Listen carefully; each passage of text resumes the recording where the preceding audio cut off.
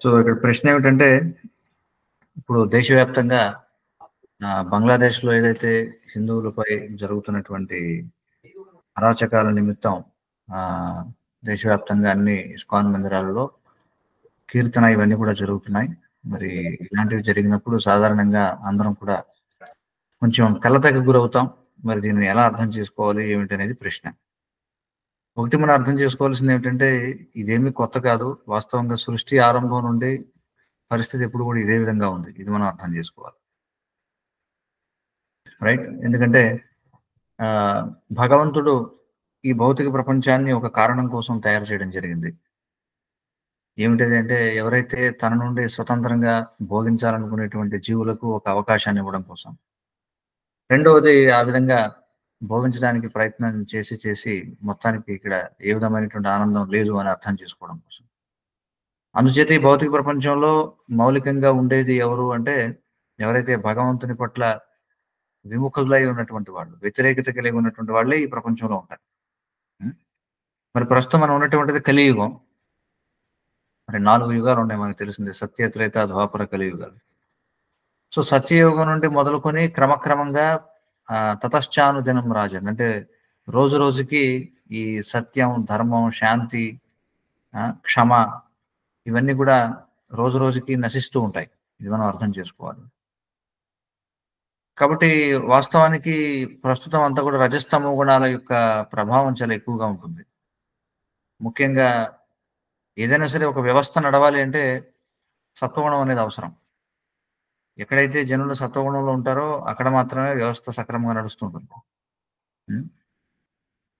కనీసం ఆహ్, అందరూ సత్వగుణంలో లేకపోయినా పాలకులైనటువంటి వాళ్ళు ఎవరైతే ఉన్నారో, ఎవరైతే విధానకర్తలైనటువంటి వాళ్ళు ఉన్నారో వారైనా కనీసం సత్వగుణంలో ఉండాలి. కానీ ఏ ఏ దేశాల్లో అయితే పూర్తిగా రజస్తమో గుణాలనేవి నెలకొంటాయో, మరి అలాంటి చోటున వారికి ఎప్పుడు వారి మధ్య వాళ్ళు పోరాడుకోవడానికి ఏదో కారణం కావాలి. హ్మ్. సో, ఏదో కారణం కావాలి. మరి ప్రస్తుతం అక్కడ బంగ్లాదేశ్‌లో ఆహ్, ఇది ఎలాంటిదంటే చూడండి, దేశంలో అంతర్యుద్ధం అనేది జరుగుతుంది. అక్కడ ప్రభుత్వం ఇప్పటికే విఫలమైపోయింది. ప్రభుత్వం విఫలం కావడం చేత మరి ఆ దేశపు ఆర్థిక వ్యవస్థని కావచ్చు, సామాజిక వ్యవస్థని కావచ్చు చక్కదిద్దేటువంటి మార్గం ఎవరికీ కనపడడం లేదు. పూర్తిగా చిన్నాభిన్నమైనటువంటి వ్యవస్థ.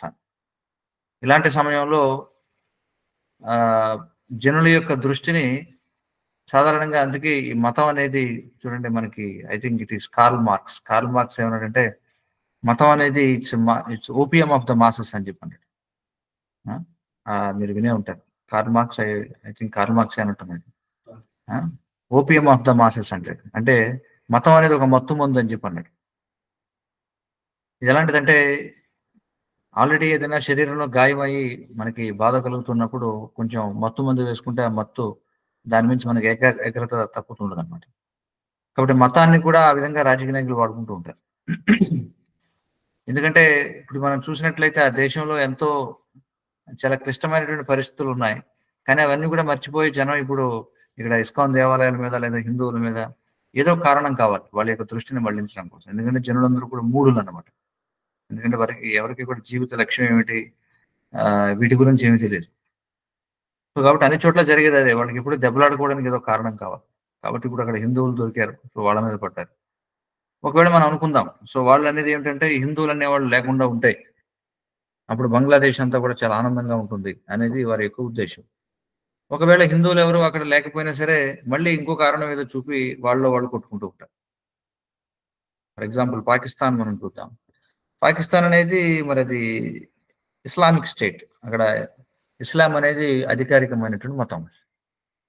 మరి, మరి ఇస్లాం అందరూ కూడా మహమ్మదీయులే ఉంటే శాంతి నెలకొండేది వాస్తవం అయితే, మరి పాకిస్తాన్‌లో ప్రతిరోజు కూడా మనం ఎంతోమంది మరణించడం చూస్తుంటాం. ఏదో ఒక మసీదులో బాంబ్ పేలిందని, లేకపోతే ఎక్కడో ఇదయిందని. అంటే ఎందుకు కొట్టుకుంటున్నారు వాళ్ళు? మొత్తం దేశం అంతా కూడా మహమ్మదీయులే కదా! మళ్ళీ వాళ్ళలో ఏదో ఒక విభజన. ఆ! షియా, సున్నీ అని ఏదో ఒక విభజన. రైట్? సో, ఒకవేళ అందరూ కూడా షియాలే ఉండి, అందరూ కూడా సున్నీలే ఉంటే, మళ్ళీ ఇంకోటేదో కారణం కోసం వెతుక్కుంటారు. ప్రశాంతంగా ఉండే అవకాశం అయితే లేదు. ఎప్పటివరకైతే భగవంతుడికి సంపూర్ణంగా శరణాగతి పొందరో, అప్పటి వరకు ఏదో ఒక అలజడి తప్పదనమాట. ప్రశాంతంగా ఉండే అవకాశమే లేదు. ఆ! లేతే రంగుల గురించి కొట్టుకుంటారు. లేకపోతే వీడు బయట నుంచి వచ్చినటువంటి ముస్లిం అని కొట్టుకుంటారు. కొట్టుకోవడం అనేది సహజమే. మనం అర్థం చేసుకోవాల్సిందేంటంటే, ఈ ప్రపంచం ఎప్పుడూ ఇలాగే ఉంది. ఇదేమి కొత్త కాదు. నేను పూర్వం ఎవరికో ఒక ఉదాహరణ ఇచ్చాను. ఏమిటంటే, మనం ఒక షార్ట్ స్పాన్ ఆఫ్ టైమ్‌లో మనం పుట్టాం. మనం ఏమనుకుంటున్నామంటే, మనం పుట్టిన దగ్గర నుంచి ఇలాంటివేమి చూడలేదు కాబట్టి, ఏదో కొత్తగా జరుగుతున్నాయి అనుకుంటున్నాం. బట్ ప్రపంచ చరిత్రను చూస్తే ఎప్పుడు ఇవన్నీ జరుగుతూనే ఉన్నాయి. ఎప్పుడు జరుగుతూనే ఉన్నాయి. అందరూ హిందువులే ఉండొచ్చు, లేకపోతే జాతుల మధ్య గొడవలు జరుగుతుంటాయి, లేదా కులాల మధ్య గొడవలు జరుగుతుంటాయి, లేదా భాషల వాళ్ళ మధ్య గొడవలు జరుగుతుంటాయి. ఆ! కాబట్టి ఈ గొడవలనేవి తప్పదు. ముఖ్యంగా ఈ కలియుగంలో మరీ ఎక్కువగా ఉంటాయి. హ్మ్. అలా అని చెప్పి మనం దీని గురించి మరి ఎలా దీనికి ప్రతిస్పందించాలి అంటే ముఖ్యంగా ఇందులో మనం చూస్తే ఇది ఒక రాజకీయపరమైనటువంటి ఒక కోణం సంతరించుకుందనమాట ఇదంతా కూడా. సో, కాబట్టి మనం ఈ సంఘంలో ఉన్నాం. మరి అందరూ కూడా దీని గురించి ఏదో ఒకటి చేయాలనుకుంటారు. కానీ క్షత్రియులనేవాళ్ళు లేకుండా ఇలాంటి సమస్యలవి పరిష్కారం కావు. ప్రజాస్వామికంగా ఇలాంటివి మనం ఏం చేయలేం. ఎందుకంటే ఇలాంటిదేదన్నా వచ్చినప్పుడు వెంటనే క్షత్రియుడు రంగంలో దిగి ఎవరైతే ఆతతాయిలైనటువంటి వాళ్ళు ఎవరైతే ఉన్నారో వారిని వెంటనే శిక్షించాలి. కానీ ఈ రోజుల్లో వీళ్ళు ప్రభుత్వాన్ని వేడుకొని ప్రభుత్వం దృష్టికి అది తీసుకువెళ్ళాలి. లేకపోతే ఏదో బంద్ చేయాలి, రాస్తారోకో చేయాలి, లేకపోతే రైళ్లు దిగ్బంధనం చేయాలి. అది చేయాలి, ఇది చేయాలి. ఇదంతా కూడా పిరికి పందల యొక్క వ్యవహారం అన్నమాట. ఆ! కానీ ఏం చేయగలం? ఇప్పుడంతా కూడా ప్రజాస్వామ్యం ఉంది. ప్రజాస్వామ్యంలో ఎవరు కూడా అంత ధైర్యం చేసి పోరాడగలిగింది ఎవరు కూడా లేదు. కాబట్టి అరాచక శక్తులు ఈ విధంగా చేస్తూ ఉంటాయి. ఆ! ఇది సమస్యకి ఒక కోణం ఇది. మరొక విధంగా చూసినట్లయితే శిల ప్రభుపాదుల వారు చెప్తుంటారు. ఆ! మీరు వధించినంత కాలం మీరు కూడా వధించబడతారు. హ్మ్. మరి ఇక్కడ ఏదో ఇస్కాన్ అనే పేరు ఇక్కడ ఎక్కువ తీసుకుంటున్నారు. కానీ అక్కడ చూస్తే అక్కడ బంగ్లాదేశ్‌లో ఎవరైతే హిందువులుగా చెలామణి అవుతున్నారో అందులో వాస్తవంగా ఈ ఈ నియమ నిబంధనలన్నీ పాటించేటువంటి భక్తులు ఎంతమందున్నారు? అది మనం చూడాలి.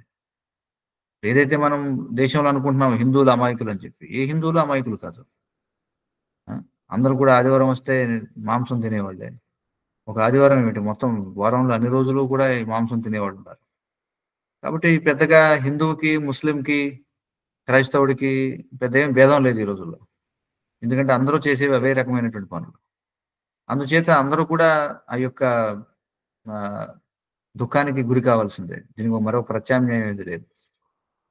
హ్మ్. సో, ఇవన్నీ చేసి అన్నీ చేసినా సరే ఏం చేయగలం? దీనికి చేయగలిగిందేముంది? భగవంతుడిని ప్రార్థించడం తప్ప చేయగలిగిందేమి లేదు. కానీ అదే సమయంలో చాలా తీవ్రంగా ఈ కృష్ణ చైతన్యాన్ని ముందుకు తీసుకెళ్ళాలి. ఎవరైతే ఆహ్, శ్రద్ధ కలిగినటువంటి వాళ్ళందరూ కూడా ఖచ్చితంగా ఈ నియమ నిబంధనలన్నీ పాటిస్తూ ఉంటే, ఖచ్చితంగా కనీసం వాళ్ళ వరకైనా వాళ్ళని భగవంతుడు రక్షిస్తాడు. అందులో ఎలాంటి సందేహం లేదు. హ్మ్. అదే సమయంలో మరి మనం అర్థం చేసుకోవాలి. మహాభారత కాలంలో కావచ్చు, రామాయణ కాలంలో కావచ్చు, ఎప్పుడు కూడా భక్తులకి బాధలెక్కువే. అందులో సందేహం లేదు. హ్మ్. ఎందుకంటే ఈ భౌతిక ప్రపంచంలో అందరూ కూడా భగవంతుడిని వ్యతిరేకించేటువంటి వాళ్ళ సంఖ్య ఎక్కువ. అందరూ కూడా అసురులు, దుష్టులైనటువంటి వాళ్ళెక్కువ. కాబట్టి అన్ని యుగాల్లోనూ చివరికి సత్యయుగంలో కూడా భక్తులకు బాధలు తప్పలేదు.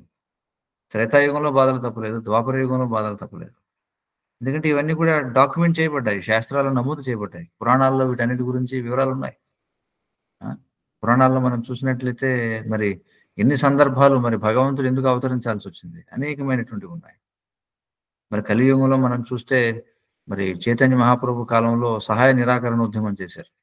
అందరూ కూడా హరినామ సంకీర్తనం చేస్తూ పెద్ద ఎత్తున నిరసన వ్యక్తం చేయడం జరిగింది. సో, కలియుగంలో మనం ఏమైనా చేయాలనుకుంటే అది చేయాలి వాస్తవానికి. హ్మ్. సో, అన్నిటికి కూడా సంకీర్తనే మరి పరిష్కారం. ఎందుకు పరిష్కారం అంటే ఎందుకంటే క్షత్రియులు లేరు. మరి క్షత్రియులు లేని సంఘంలో మనం ఏం ఆశించగలం చెప్పండి?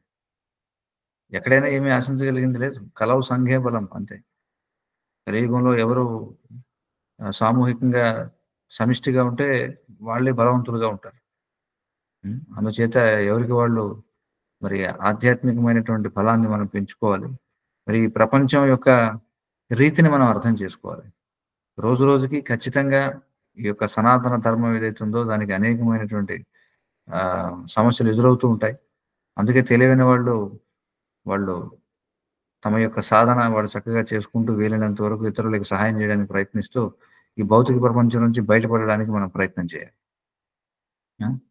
మనల్ని భారతీయులుగానో, లేకపోతే హిందువులుగానో, లేకపోతే బంగ్లాదేశ్ వాళ్ళుగానో, ఆ దేశం వాళ్ళుగానో, ఈ దేశం వాళ్ళుగానో చూడకుండా మనం భగవంతుని యొక్క సేవకులు అనేటువంటి విషయాన్ని ఎప్పుడు కూడా గుర్తుంచుకొని, మనం చేయాల్సినటువంటి సాధన మనం చేస్తూ, శక్తి మేరకు మనం ఇతరులకు ప్రచారం చేయడానికి ప్రయత్నిస్తూ, ఈ భౌతిక ప్రపంచం నుంచి బయటపడడానికే మనం ఎప్పుడు కూడా కృషి చేయాలి. అదొక్కటే మనం చేయగలిగింది తప్ప వేరే చేయగలిగింది ఏం లేదు ప్రస్తుత పరిస్థితుల్లో. హరే కృష్ణ. సంసార దావానలీలోకా ప్రాణాయ కారుణ ఘనాఘనత్యం సకలన గుణార్ణవశ వందే గురు శ్రీ చరణారవిందం.